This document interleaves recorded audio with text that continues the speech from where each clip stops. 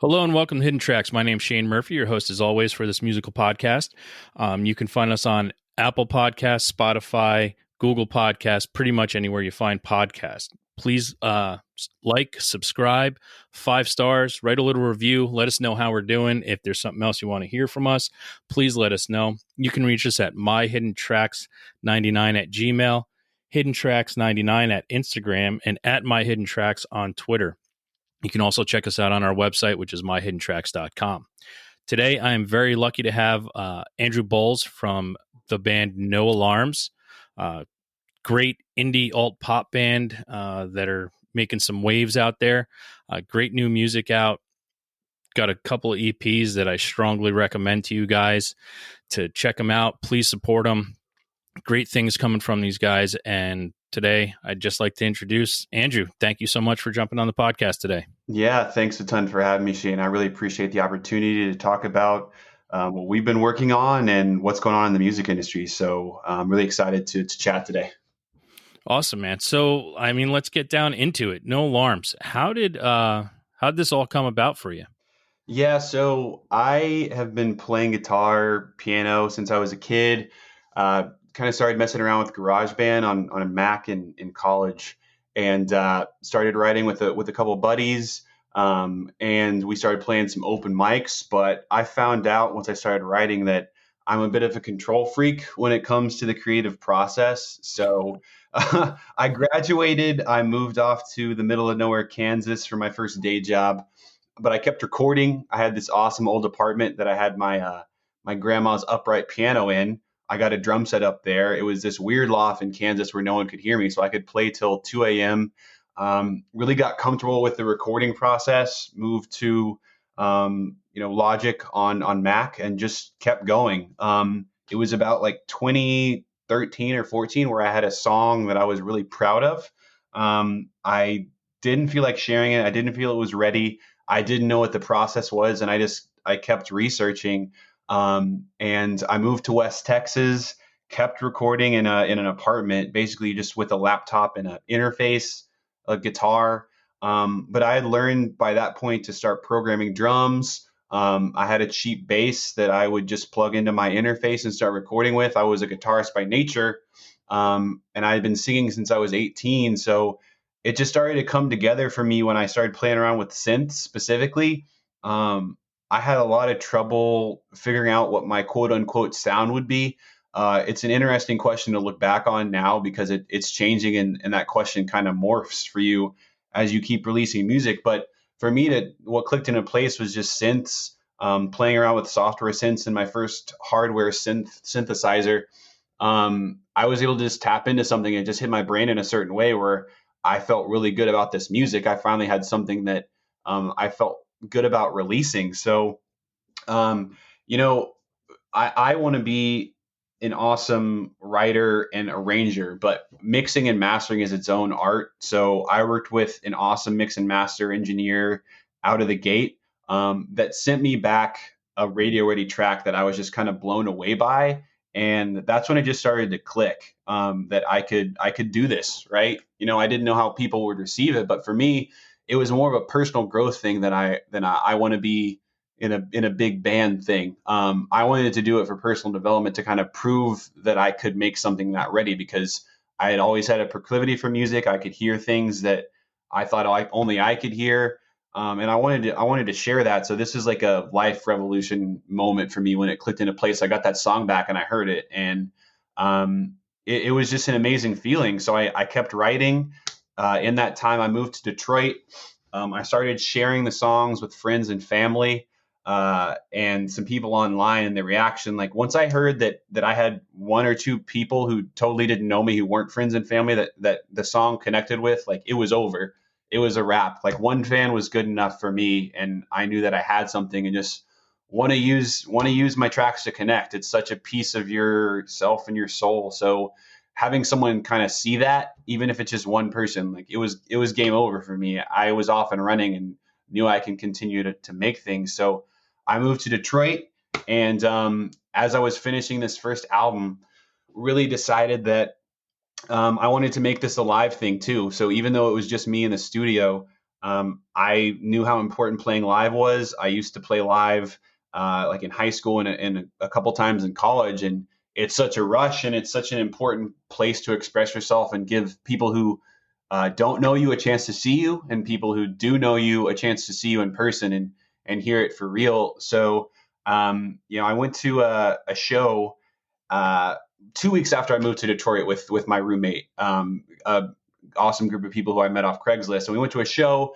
It was an interesting like art rock band or so, a little dark, and I saw this drummer who was amazing. And I talked to my friend. I was like, "Who is that? Do you know this band?" He's like, "Yeah, it's my buddy Jack. We go to church together."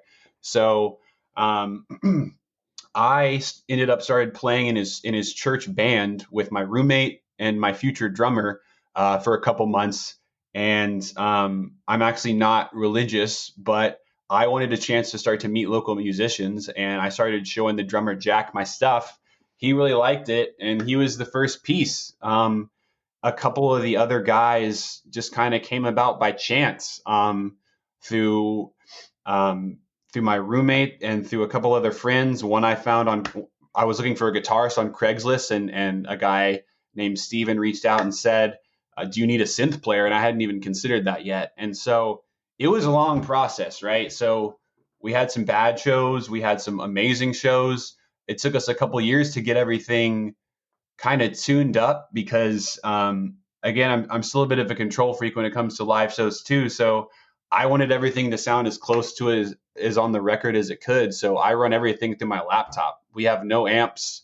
We have no mics on any of our stuff as far as amps or drums or that sort of thing. So we run everything through my laptop, and then we get to control all that aspect, and then any sort of tracks we have on the fly, and that I'm glad we went with that system because we ended up this year, before the huge pandemic swept the world, we played our biggest show ever up here in Detroit, the same venue that I saw my future drummer my first couple weeks here in Detroit. We ended up playing that venue.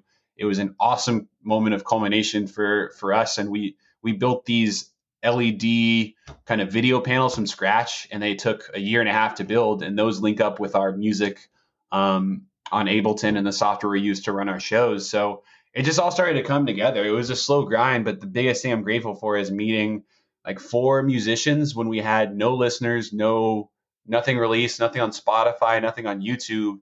4 awesome musicians who like believed in me and the music and what we were doing, and were down for the ride. So it's been super exciting. So that was a long answer to your question. Yeah, no, it's a good answer. It tells the story. I think you also brought up an amazing point where you had one song and someone else besides your family and friends liked it, and you touched someone. And there's this thing out in the universe when it comes to music is I'll like to put it out there and say it only takes one song to make a difference. It only takes one song to make a difference to anyone out there in the world. Like it touches people differently.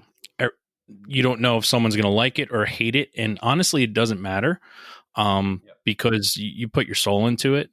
You said you're very controlling about it, which is, I completely understand that. I'm very controlling when it comes to, doing hands-on things such as this podcast. I want it to be as perfect as possible, but sometimes I have to give in to fate and be like, well, it's not going to be the best today, but it's going to work out well. But when it comes to your music and you got that little glimmer of someone liking your song and you said that was it, that was all you needed. I want to go back to when you learned what music was. When it changed, I mean, you said you played piano, which, I mean, for crying out loud, every single person that I talk to, it usually starts with piano. Yeah. And I said it on my last show. I was like, you would think there's 90 million piano players out there in this world because it usually starts with your mother made you take piano lessons. Right. But when did that really come to fruition? Like when did you're a small child and you're listening to cartoon theme songs, which don't get me wrong, they were great. They did a whole punk album cover of cartoon theme songs because that was music for kids. But when did it change when it became like real music, when it was no longer the Sesame Street or the cartoon theme songs? When you first heard some spectacle of music that was something completely different than that sing along stuff as a child that changed for you? Sure. I mean, for me, it really connected when I got my first guitar. Because, like you're saying, when you're a kid and you're growing up and you're still forming, and your computer processor, if you will, is there, but you don't have the data to pull on yet. You don't quite have the references or the library to understand what music's doing to you, why you're feeling what you are, and you don't get that depth of feel yet. You just know it makes you feel something. It's like kids, like why KidTube is such a thing on YouTube, and why some of the music in the Disney movies is so amazing and expansive. But I mean, it started with some of those scores from Disney movies and Star Wars movies. Just like hearing something that epic really connected with me. But when, to me, it was kind of like I didn't understand why I liked it so much, and it was like any other pursuit when you're a kid. Just as you said, like I didn't choose to play piano. My parents had me play piano as you let your kids try out a million different things and kind of see what sticks. And for me, it did, and it kept going. But I was kind of learning it like I would a subject in school, right? I liked it. I was good at it. It kind of melded with the way my brain worked. But for me, when music really clicked was when I chose what I listened to and when I chose what I decided to play with it, like instrument wise. So I still play piano a little bit. It definitely works its way into like how I play synth. But for me, when I started to pick out my own first CDs and when I first got my own guitar and I chose that guitar, I chose that instrument, I chose that CDs, whether it was my first CD, don't tell anyone, even though they're awesome, was In Sync. Actually, I remember buying that first CD, and the first other CDs when I got to middle school were typical like punk stuff. My first CD was Sum 41's All Killer No Filler. I had a Fuel CD. Those were a couple of the first. Then my friends got me into Blink 182, and it was really when I realized my friends were into music. I had a couple friends who were a year or two older than me who were playing guitar when I was 12, 13, and I started playing when I was 13, 14.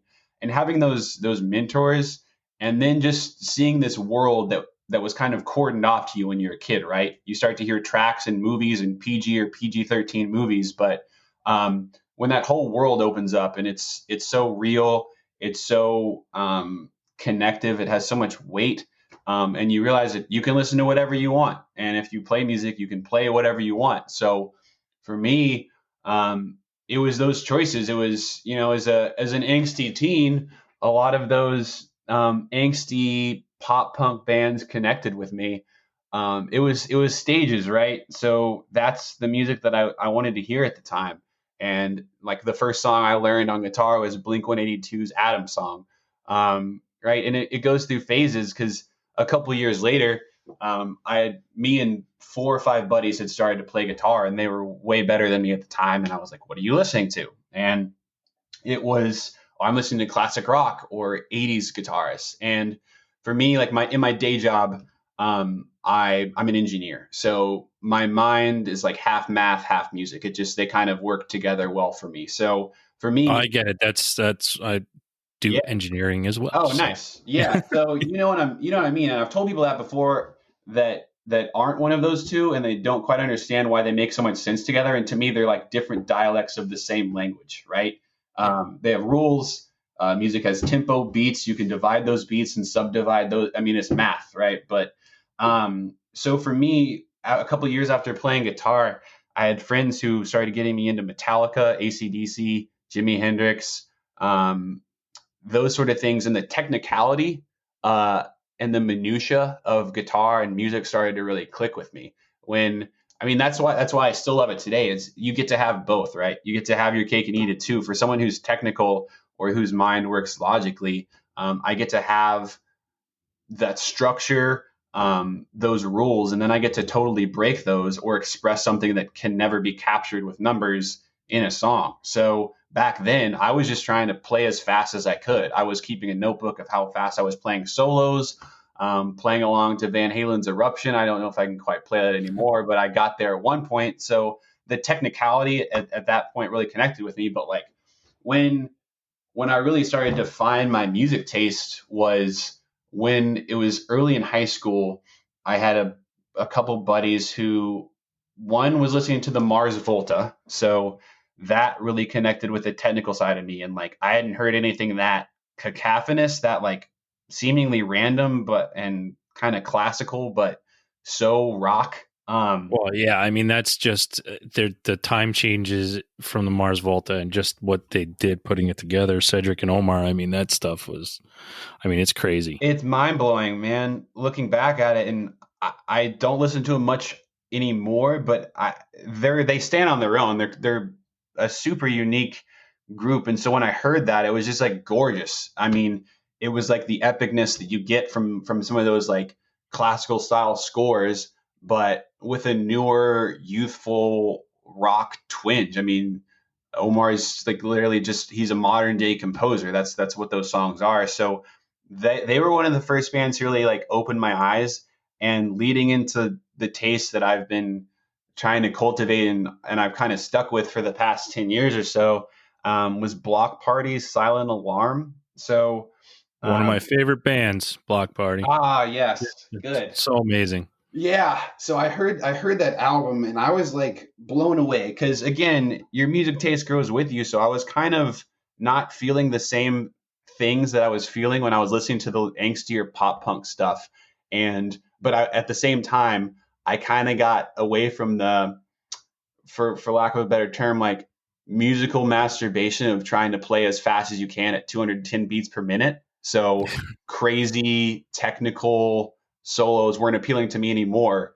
And so like what ended up sticking with me was what connected with me was something more expressive and unique in tone and context and story, and but still slightly technical. So when I heard Block Party Silent Alarm, I don't remember if I heard Banquet or Helicopter first. Um, it just had some cool like um, upfrontness that I got from some punk songs, but then was way more technical, and the drumming was just mind blowing. I hadn't heard anyone, you know, um, you either love Kelly's voice or you don't, and like it just connected for me, and I really liked his voice and the stories of that album. There was so much like fury and energy in that album, but they captured it in something so like precise. So that Yeah, well, album really, he did a lot of stuff. I mean, his solo album was, I mean, you want to talk time, signature changes and stuff. I mean, that have you heard this solo album that he put out for that? I heard the one a couple years ago. I heard a track or two, but candidly I haven't dug through that as much as I I should have. the way you're describing what you like, I mean, you put that on in the background, man, and you'll just it's Block Party to the 10th degree. Oh, I need to check that out. Okay, that Yeah. sounds great. Um, and yeah, so I got to college. For me, and so like I'll try to stop rambling and center this a little bit. So the namesakes for my band, No Alarms, are Block Party Silent Alarm, and then Radiohead's lyric on No Surprises in the chorus. So those are two of the artists that have connected with me most. And for forever, I just didn't connect with Radiohead because I had only heard Creep. I hadn't dug in, and then my someone showed me a song in a car, Jigsaw Falling Into Place, and I was like, "Who is this? This is one of the coolest things I've heard." And they're like, "Oh, this is Radiohead." I was like, "Are you serious?" And I spent the next 6 weeks in college riding around on my bike listening to only Radiohead. Just amazed at what they had put together. Well, And you want that's the growth of a band. I mean, you look at Radiohead and from Pablo Honey to where they ended up. I mean, you want to talk about taking some left turns. I actually had a conversation the other day about Radiohead where I was like, I know it's going to sound weird, but my favorite song is Everyone Plays Guitar. Like, yeah, I'm like, for some reason, that's the song that sticks with me. I'm yeah, like, but it's just maybe because that's when I heard it, but they just, the progression of a band, and you've mentioned it a lot, like about how your tastes change. And I just think it's because you mature a little bit. yep, And when you mature, your ear matures, you hear different things. You can, for me, I can literally put on an album and I can just focus in on the bass for the entire song. And like, that's what I hear through the entire song. I'm like, wow, that bass line's amazing through the song. And people look at me like, what the fuck are you talking about, dude? Yeah. Yeah, you get that too, huh? Yeah. Oh, that's funny. Like, oh, I just hear the lyrics. I'm listening to this crazy bass line. Like, I didn't expect where he went here and here and here. And I'm like, oh, well, I just hear the whole song. Like, that's cool to hear. So, Yeah. yeah. It's definitely evolved, and what's stuck with me for the past couple of years, I've dabbled with EDM a bit, gone to some EDM shows up here in Detroit, and a lot of that's connected with me, where it took kind of a while to get through, but I still, what I've tried to do with our music is keep electronic components and then keep organic components. I think there's still something that organic instruments and live recordings do to our brains that is hard to replicate with samples. And obviously a lot of electronic artists use guitars and basses, but it's been important for me from the beginning to try to not write stuff that sounds old, but use actual instruments and then weave new production and techniques into them. That balance is what keeps me interested in the project, is trying to balance those two, trying to make something that still gives me goosebumps and doesn't sound like my last song. And that's been interesting because it's a learning experience, right? I've read a couple books about it, but you have to go down this path on your own for me. So going back to something like we were talking about at the beginning, I mean, when I had that one song, right, and you haven't released any music, you have all these swirling questions about like, okay, so am I supposed to make 4 other songs that kind of sound like this, or 4 songs that are different than this, or something that's both different but has a cohesive theme? So I think that's an interesting part of like trying to start becoming a recording artist, is like, what do I curate? What do I throw away? How do I know what's good enough and what's not? How do I know what's too weird and what's not? And it's been interesting getting past some of those questions, and then some of those questions still stick around. Yeah, well, I don't think you should be the judge of your own music personally. And for some artists, I'll try to tell them and be like, you may have thrown away something that could have saved someone's life. So don't ever throw anything away, because there's a reason why it came out of you. There's a reason why at some point you sat down and wrote it, and maybe it didn't. But just don't ever throw it away. It's music is such a universal. It's a universal language. I mean, it's really what brings people together for everything. There's music around all the time. There's music playing in the store when you walk into it. There's a radio in everyone's car. Mm-hmm. Music is a huge function of our life. And I mean, I'd like to tell you, don't ever throw anything away, man. I like that advice. If it doesn't work, listen, it may not work now because you're trying too hard. Just put it aside, come back to it. I mean, Chris Cornell did that, before he died, and he was recording some of his solo stuff. He wrote songs 25 years before that, and he never threw them away. That's amazing. Yeah, I think it's great advice. And it's pretty poignant because I actually dug up an old song from like 3 years ago. Like I dug it up 2 or 3 weeks ago because I don't know, maybe we'll get there in the conversation, but like I've been a little short on inspiration during this pandemic and work from home period. I'm someone who thrives by like getting out, seeing weird stuff, getting into new experiences, going to see weird shows in dank bars, just getting out and living life like everyone else. And that's where a lot of my inputs come from, I think, to look at it in a pretty blank way. And so without that, I've been kind of struggling for something that like inspires me. And it obviously, making music doesn't always work off inspiration. You need to keep momentum. You need to keep writing. You need to keep outputting. You can't keep waiting around for a spark of divine inspiration. But for me, I was noticing that I wasn't happy with anything I was making. And so I had thrown out a song like 2 years ago. I had put up a snippet about it like 2 years ago on my socials or something. And I had changed it. I had like Frankensteined it with another riff or something I had, which I rarely do that late in the process.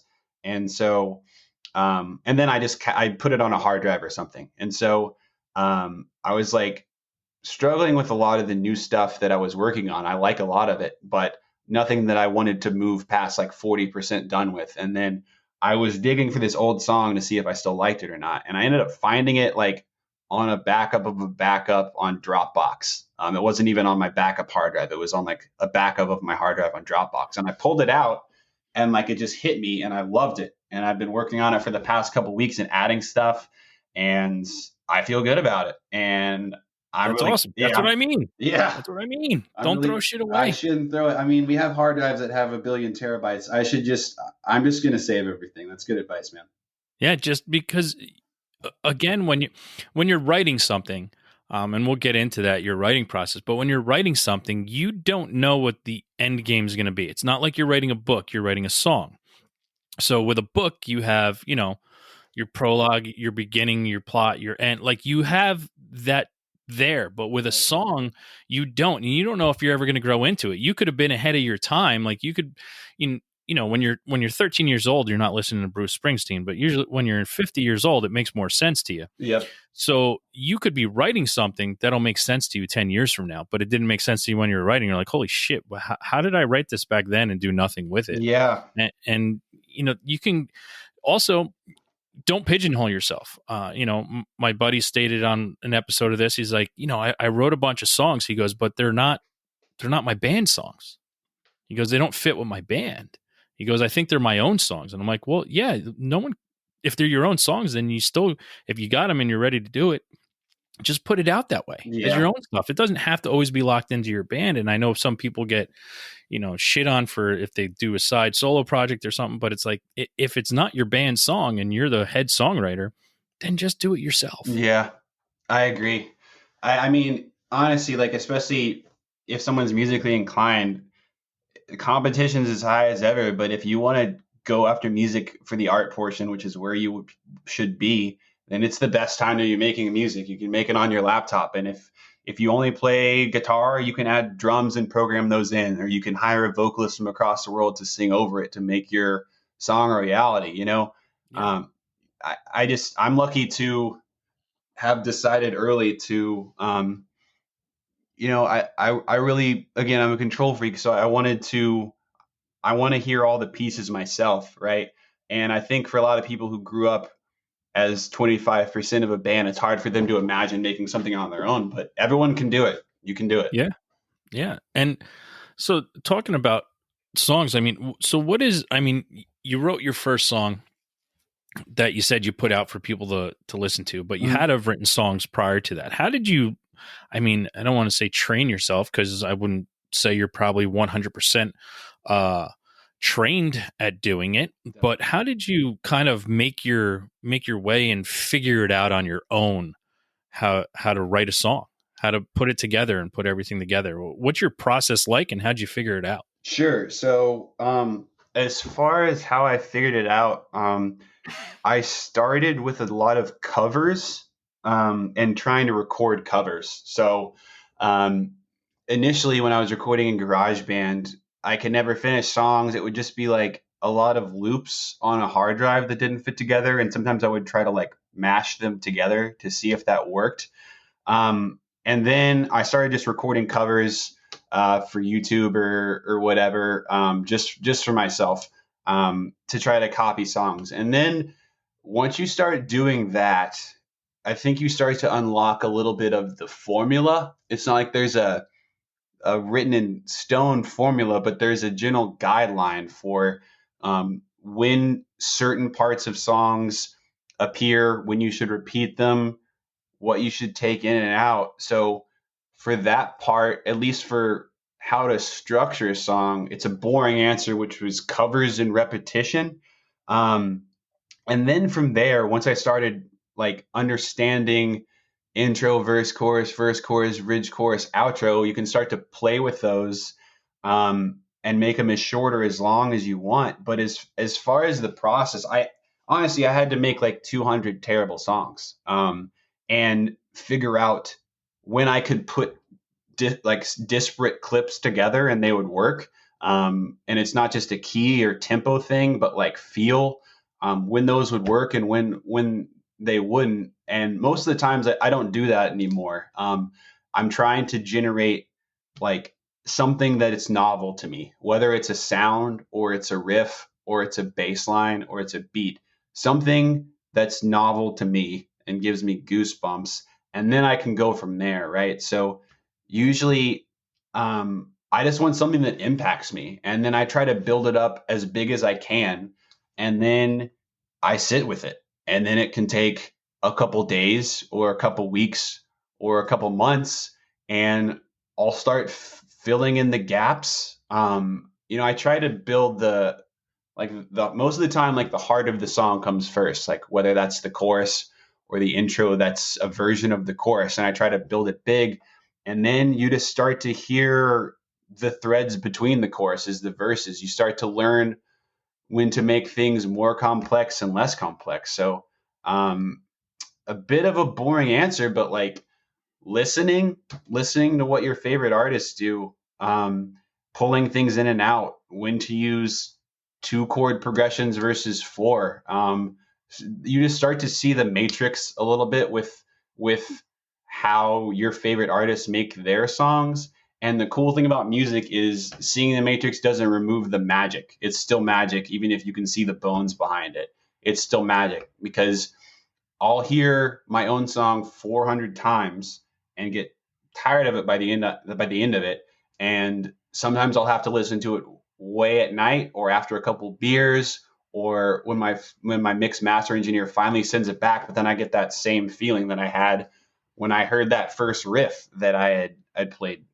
So for me, the seed of a song is usually something novel, something that makes me feel something most of the time.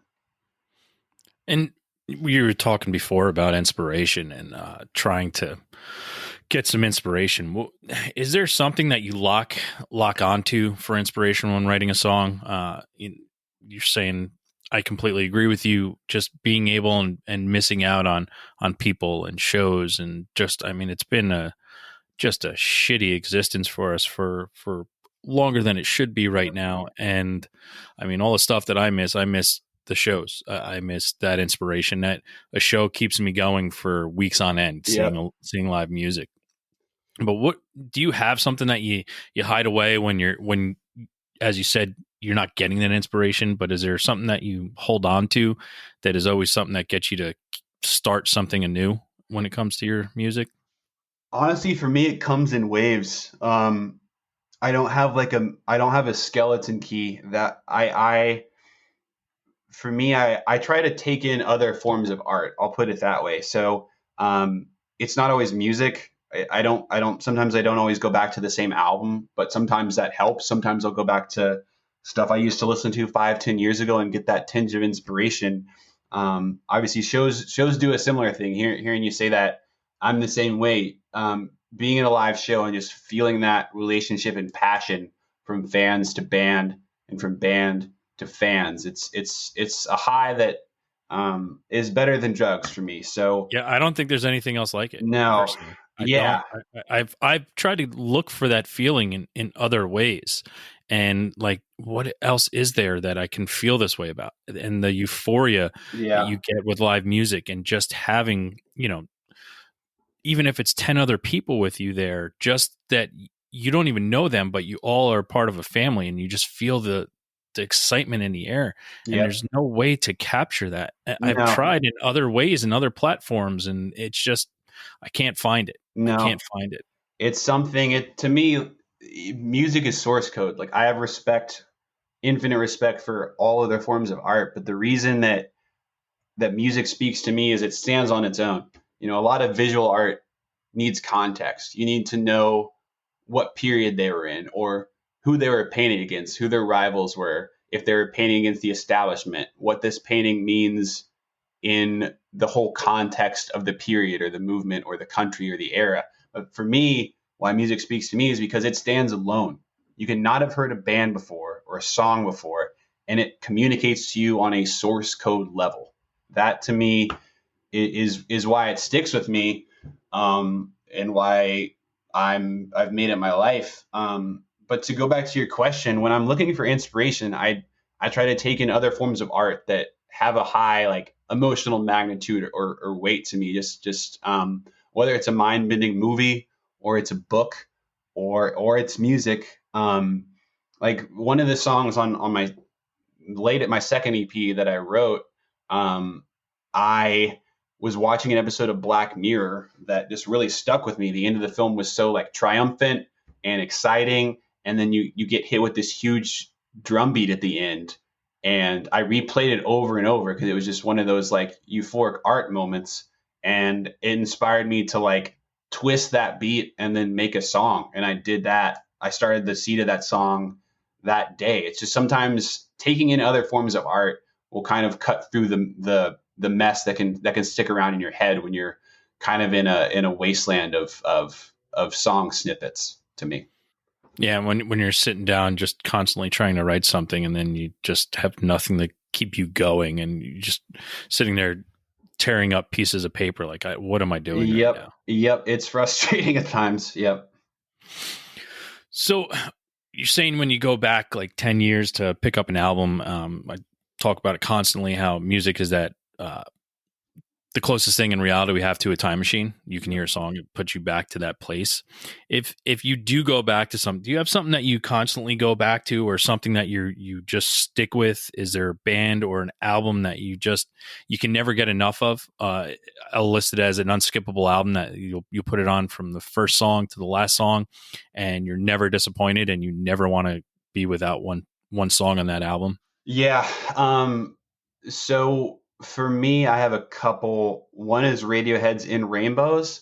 I remember when that came out. I think it was 2010 when I was in college, or a little earlier than that.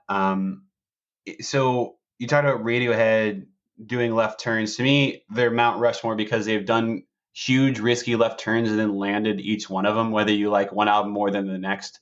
They put all of themselves in each album, and it's usually something special. And for me, within Rainbows, they decided to go less with the electronics, more with gorgeous studio feel. And the album is just ethereal, somber, it's really sad like a lot of their other stuff, but gorgeous and sparkling. It just feels like you're sitting on a stool in the studio next to them, like pour their soul out. So In Rainbows is one of my favorite albums of all time. And then directly opposite, and like more along the lines of the stuff that I've tried to work into my music, is Phoenix's Wolfgang Amadeus Phoenix. It's a So great album. yeah. So obviously everyone knows them from the zillion Cadillac commercials that 1901 was playing, but I like still listen to that like at least once, a couple times a month. It'll come up on like my daily mix on Spotify or something. I just like something about that album and the way they captured like indie pop. To me, it's Mount Rushmore of that sort of genre and feel. And it's just they struck gold with that album, like obviously, but there's something so like bright and happy, and they made it's a very complex album, and they're very complex songs, and somehow they made it sound bubblegum and fun and bite size. And I don't know quite how they did that. I still am trying. They made it accessible. Yeah, And when I mean accessible, it means that anyone can hear it and listen to it. And there is a lot of technicality in that album. And, but they made it accessible for your mom to be able to listen to it. yeah, They made it accessible for your 9-year-old sister to listen to it. yeah. They made it accessible, which is really hard to do. Yeah. So obviously those two are in extreme ends of the spectrum, but sometimes like I'm not someone who like sometimes I'm just looking for a high magnitude of emotion, to use engineering again. Like whether that's super sad or super uplifted, I just want to be taken somewhere. I want to be transported somewhere. Sometimes, and I'm looking for inspiration, or I'm looking to go back. So those are the albums that really stick with me. Another band, I don't have a specific album because I mainly like disparate tracks off of most of their albums, but another band from Austin, I believe, who is Explosions in the Sky. Saw them last year, man. What? And That's awesome. dude, it was one of those things where, and quick funny story is my wife isn't into necessarily everything I'm into, and Mhm. because she can't be, because I have such a wide array of music that I listen to. Right. But she loves, very theatrical, triumphant, the breakdown of a song like during a Mhm. show. And she's like, I play an album for her. She's like, I like it, but I don't know if I'm like, just come with me. I go, your favorite part of a show is when they break down. I go, that's all an Explosions in the Sky show is. Yeah. Oh It's man. just a breakdown. I go, and it was with the light show. I mean, it was amazing. And it was in a small venue too. So just like, you were part of the band. Like it was fucking amazing. And That's that's awesome. again what I'm missing right now. Like I'm Yeah. missing being able to, hey, it's Wednesday night. What are you doing? Oh, I'm going to go to the Starland Ballroom and I'm going to see Explosion in the Sky. What are you doing? Yeah. Yeah. Hard to beat, right? Yeah. Oh, I'm jealous, man. They're on my list of like I must see. I've checked off a couple. The explosion as far as like really affecting instrumental explosions in the sky and Tycho are on my list. I must see them as soon as the world starts spinning again. So, what's so special about them to me is it's really hard for instrumental bands to stand out, and they figure out a way to do it where each note feels so considered and emotional without saying a word. And so a lot of times I used to listen to them before I went to sleep or when I just wanted to get away. These days it's them and Tycho for me. And so they have a special place in my music library for sure. Yeah. I mean, when it comes to that stuff, it's really hard to be good at it. I know there's a lot of bands out there and they try a lot of different things to, go for that Explosions in the Sky Yep. sound. And I think there's a couple bands out there that have really succeeded in making their own way of making music. I sent my buddy the album the other day, Caspian's Disquiet. Okay. I don't know if I've heard that It one. it's a roller coaster. Like I'm upset because it was one of the shows that was canceled this year. It was supposed to be see Caspian and Pianos Become Teeth in a very small venue in New York City. Okay. And I was so stoked for that show. And then all of a sudden, the world breaks down, and I'm like, I had, I think, 35 shows on my list that I was going to throughout the year. Oh, But wow. like that was the one I was looking forward to because what their album does to me with the roller coaster of emotions it gives. Yeah, Dust and Disquiet. Check it out by Okay. Caspian. I Yeah. mean, it's a roller coaster of emotions. And my buddy was with me last night. And I was like, so what do you think of the album? He goes, fucking roller coaster's right, man. He's like, holy shit. He's like, I couldn't keep up. Like he goes, it just every song was different. I'm like, yeah. I'm like, but they follow that little bit of formula Yeah. from Explosions, but they made it their own, which is like, so listening to you guys, and I want you to take this in the highest regard because of how I hold these two singers in the annals of music. It brings me back. So it gives me a little bit of a time machine, but Mhm. it also makes it so current. I mean, I get a little Michael Hutchence and Simon Le Bon, so In Excess and Duran Duran, Yeah. but you make it current and it makes you want to listen more. You're like, wow. I'm like, it just like blows me away. Like, I can't tell you how much I can't get enough of The Landing. Oh man. Thanks. So Yeah.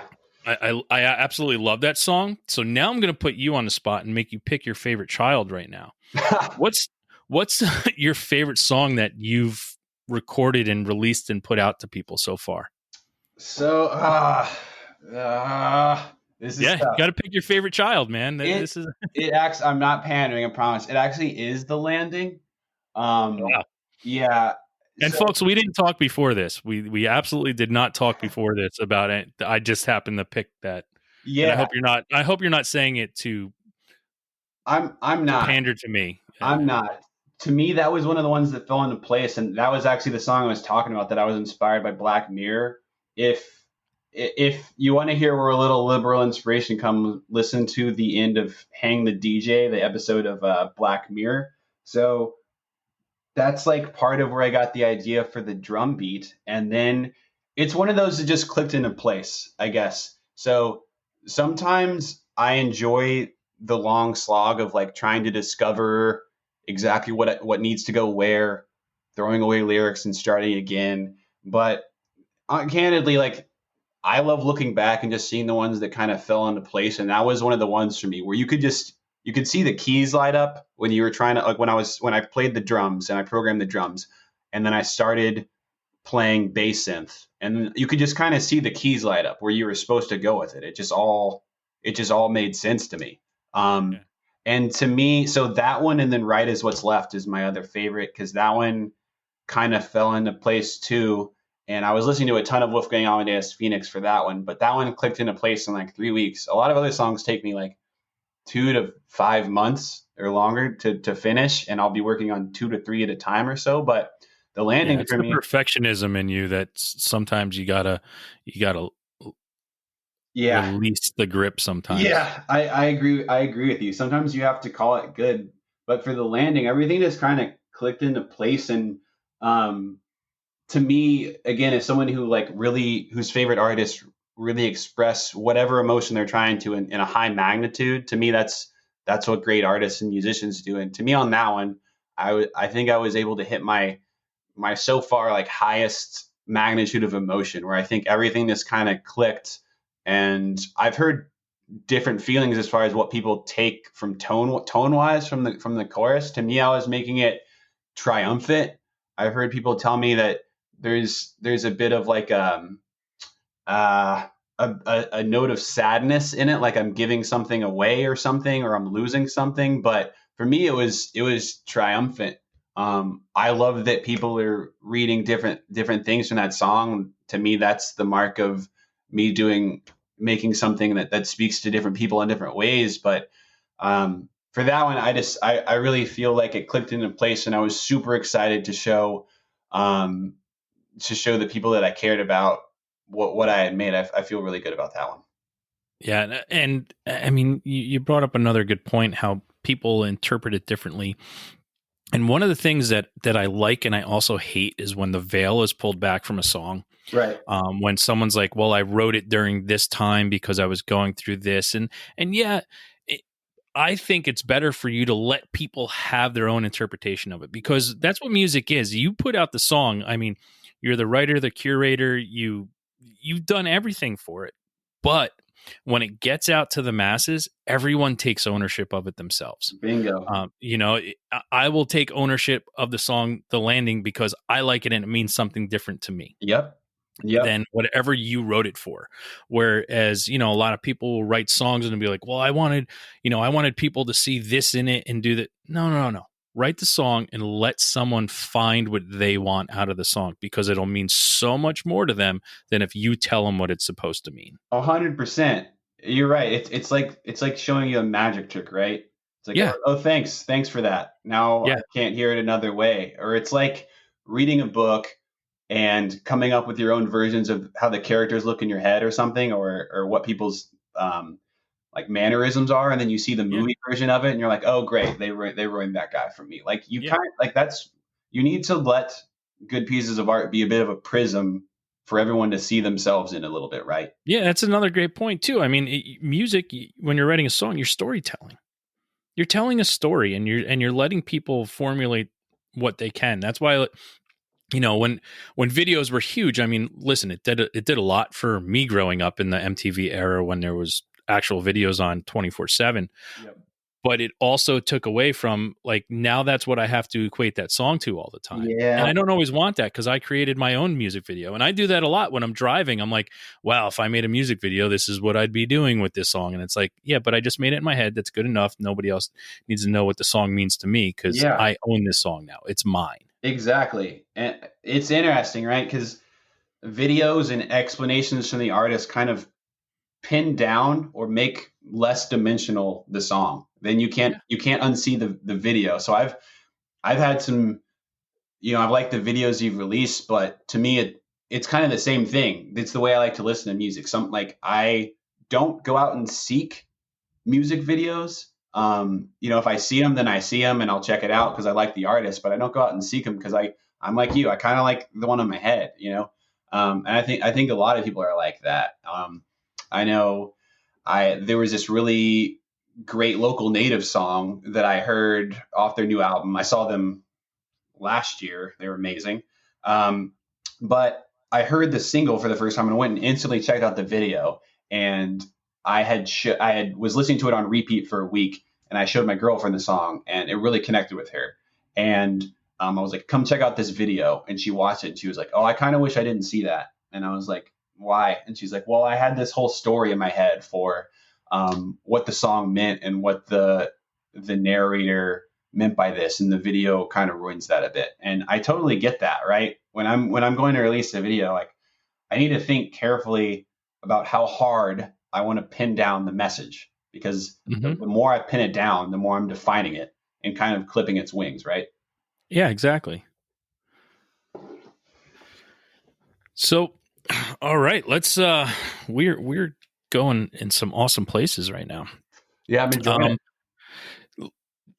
when what are you doing now, man? I mean, we've been in such a shitty time. I mean, what are you finding solace in, like just having people like me reach out to you about, your music hit me in a way and I wanted to talk to you, or are you trying to curate some new music and trying to figure out other things? I mean, you your perfectionism that keeps coming out and what you're doing is, I mean, it's got to be hard, but this time could also be helpful a little bit. How are you navigating through your music right now? Right. It's a great question. Yeah, I mean, just as you said, I do have a streak of perfectionism, and that's why it helps me and a lot of other people when they have those other outlets to go to, when they need to get out of their head a bit, right? And um, shut off those internal monologues about uh, songs or personal stuff or what have you. So it's been tough, just like quarantine's been tough on everyone. It's been tough on me, and I've had to figure out how to readjust, right? So, but just like you said, there's still threads that give me a lifeline of sorts, and I think I've really readjusted to what I want to do during this time. Just like everyone else, realizing that quarantine's going to go on a lot longer than I thought it did. So I need to figure out how to readjust to it. So I can't play shows for another year or 18 months. Who knows at this point? What can I do? How can I like what can I do to keep pursuing this thing? Because I'm sure as hell not just going to shut her down, right? So I've seen a lot of artists say, well, this has been really good to get some me time and really just work on an album. And I'm like, that's awesome. Like, I'm jealous of that. That's not how I operate. So Yeah. for me, right, to be an indie musician these days, you have to wear a ton of different hats, especially when you're unsigned. You have to be your own secretary, marketer, designer, businessman. You have to do all those things, which I actually enjoy being able to do those things as well. So I've been able to go to different places, wear different hats, and try to grow us in different ways, and keep moving forward, and not stagnating. Obviously, I would love to come out of this with a new EP, new songs, new singles, and I am working on those. But it's important for me also to cut myself some slack. Right, this is hard on everyone, and so expecting to go through this isolation and to come out with 10 new shiny tracks, yeah, that'd be great. But I'm a person, and I've got to give myself that slack to readjust, recalibrate, and figure out what I can do to keep moving forward on this project. So I'm reaching out to people on social media to hopefully give them a chance to interact and listen to us for the first time. I um, was lucky enough right before we got hit with quarantine. Um, I started running promo um, on like Facebook ads, which I've been running for a while. But I started running promo on our vinyl. I was like, let's see if I could sell this green vinyl, because I had bought 1,000 of them and sold Hmm. maybe a couple hundred in the year or two, even playing shows. And I ended up hitting the right vein and sold 800 in 10 days and was sold out.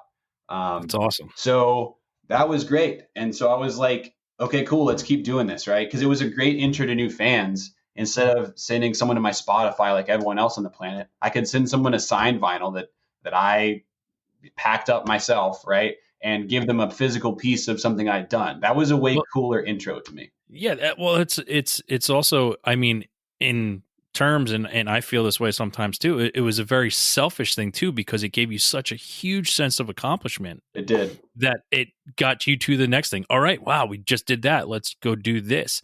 And sometimes I say there are really good deeds that are selfish. Yeah. And that's one because you needed something and you were selfish about it, in a way that like I need to get all these out. And you're like, wow, I just did that.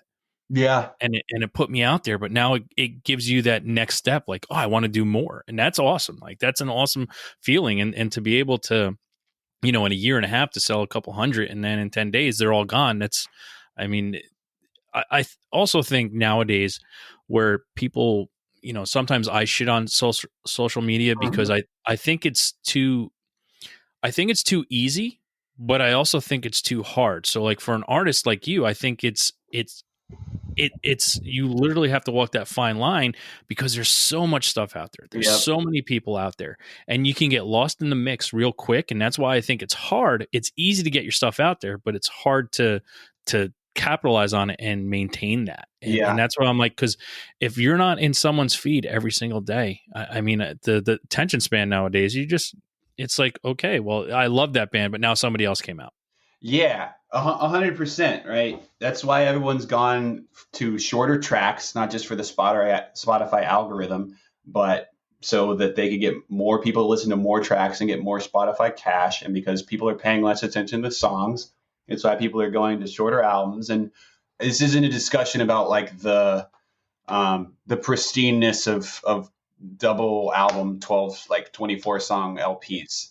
Like my point is you're right, and so it's just a learning experience, right? Because I want to try to get ourselves out there. I know that if we can connect with fans and reach them, then they can be fans for life. But that's hard to do, right? So it's a great time to be making music because you can make music on your laptop and you can share it with people easily.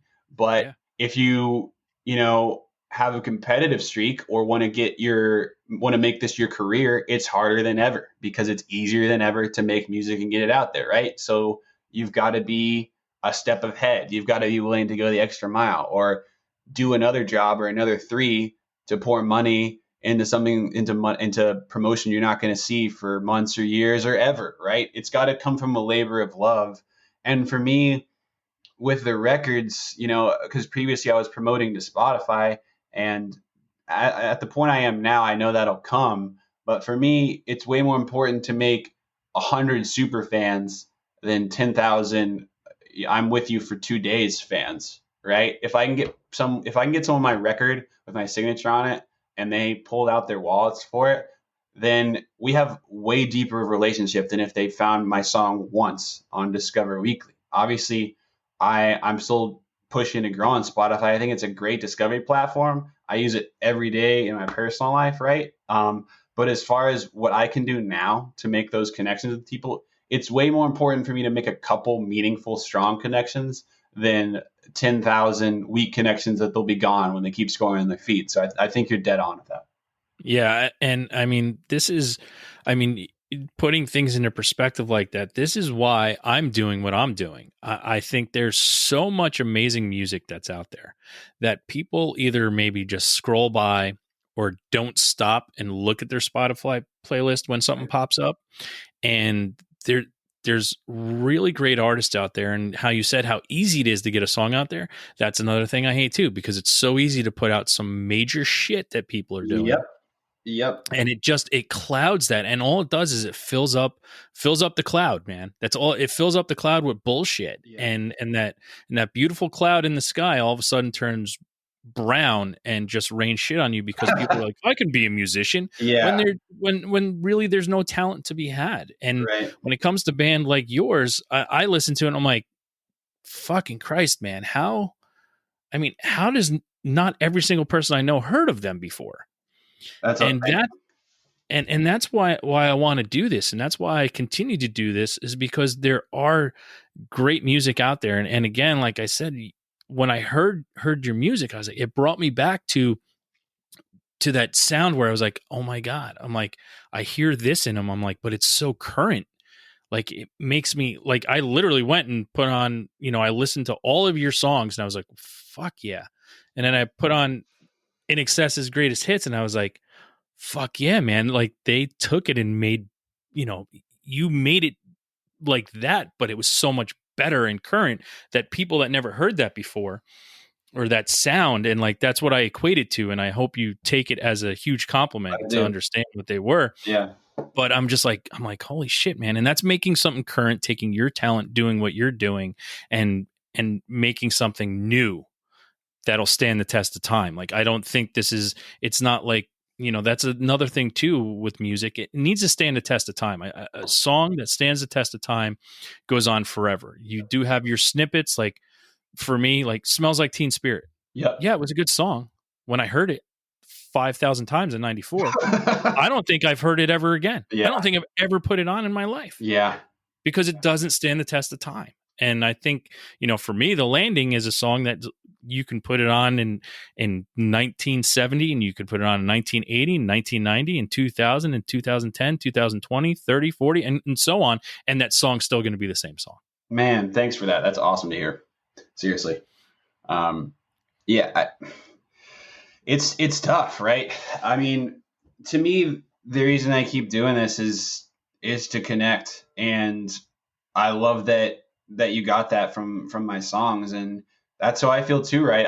I want to connect and share it with people, and I'm going to try to keep doing that. And what I'm going through now is just like you said, your ears mature, your tastes change, but at each stop, I want to make something that I still like to listen to in the future, and I think will still connect with people that aren't using tricks or short-term fleeting production techniques that'll capture people for a couple months, but something that really speaks to me.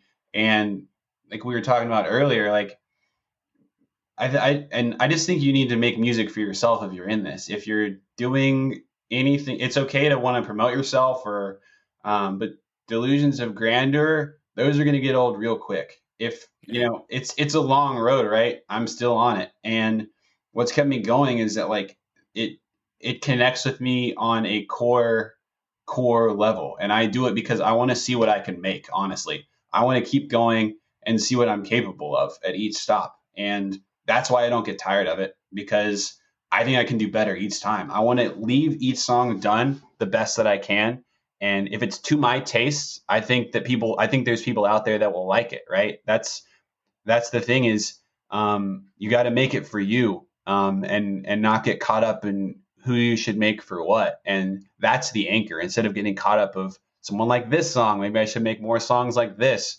That's a dangerous slippery slope. So for me, I need to keep making stuff that I like because I trust my taste, and that's the whole point. That's what keeps me going, and why this doesn't get old for me, man. Yeah, well, don't ever lose that, man, because people lose that, and don't lose that, and don't let people. I mean, I'll tell you what you're doing now. It is good, and it's going to get better, and it's going to become greater than you ever thought it could be if you stick to what you just said. Yeah. Thanks so for that. don't I'm going to try. lose that. Yeah. Don't lose that. Don't, go into a studio with a producer and is like, oh, I need you to do this, and you should do this here. Well, no, that's not the song. Yeah. 100%. And just stick to your guns, man. I appreciate that. I mean, I think what helps is I'm a control freak. Like, I've worked with some amazing people and I appreciate it, but there's a line, right, where I'm like, this is a bit too far. I don't know if that quite fits the song. And even if there is no wrong, right? No one's right or wrong. But for me, I need to release something and be able to play something back that's mine, whether that's selfish or not. I get to do it.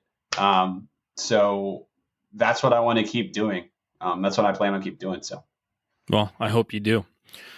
So we're going to come in on our time here. I don't want to keep you very long because you and I, the way the conversation is going, we could talk for another couple hours. That's true. Yeah. So yeah. I like to end our episodes every week with my weekly threes. Weekly threes are three things that you're listening to now that's not your own. We'll push you the way we can, but three things you're listening to right now. It could be new, old, whatever it is, but 3 things you're listening to right now that you'd like people to check out or let them know that you're listening to. Sure. So, one artist is Chrome Sparks, instrumental electronic artist. I don't know where he's from. Um, I think a lot of people have probably heard his song "Marijuana." If you dial it up, you'll recognize that song. But his self-titled album that came out a year or two ago is like such an emotive electronic album. It's really clever, really cool stuff. I saw him in concert in Detroit. Really fun show. Chrome Sparks. Another band, Metronomy. I had heard the name passed around, but I guess I was late to the party. Their album, Metronomy Forever. Really weird combination of live and programmed drums. Really moody, complex guitar lines. Interesting dark synths. Really cool stuff. Let me see. Um.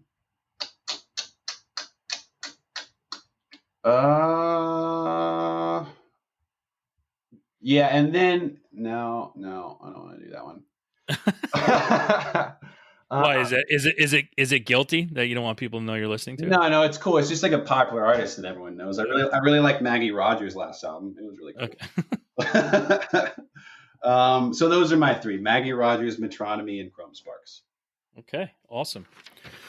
So my 3 for this week are Frightened Rabbit. Been diving way back into it. Scottish band. Sadly lost Scott Hutchinson from the band a couple of years ago, but Frightened Rabbit's a big one I've been listening to lately. Fatherson, another Scottish band, just incredible. Another band that every song, every record is different, which is pretty awesome. And then going old school into Guided by Voices. Cool. Big into Robert Pollard and Tobin Sprout, and that was my favorite time of Guided by Voices when they were together, Pollard and Sprout. I think they came out with some of the best stuff that was ever done by Guided by Voices, and I've been hitting that hard. But so we are Hidden Tracks Podcast, and Andrew, now's your time. Plug yourself, get all your stuff out there. Tell everybody how to find you and how they can get everything that you've ever done. Sure. Yeah. So we are at noalarmsmusic.com. All socials at noalarmsmusic. I mainly post on Insta. Kind of here and there. Again, I'm focusing on writing right now, so I've been less on the socials. But we did get this week finally our Deja View EP on red vinyl. So Nice. I was packing those up before this session. I'm going to pack them up after. I got a lot to get loaded. So if you like our stuff and you want to grab a physical piece, I sign every single record. So you can grab those at noalarmsmusic.com or just check us out. So thanks a ton. Stay tuned. I'm writing some new stuff. I hope to have some new tracks out early next year. And when the world starts spinning again, whenever that is, get back on the road. So thanks a ton for having me, Shane. I really appreciate the time. It's been my pleasure, man. I can't thank you enough. I appreciate what you're doing as an artist. I like what you're doing, and I want you to keep doing it. So everybody, that was Andrew Boles from No Alarms. I'm Shane Murphy, and just want you to remember, everybody just go out, have a great time.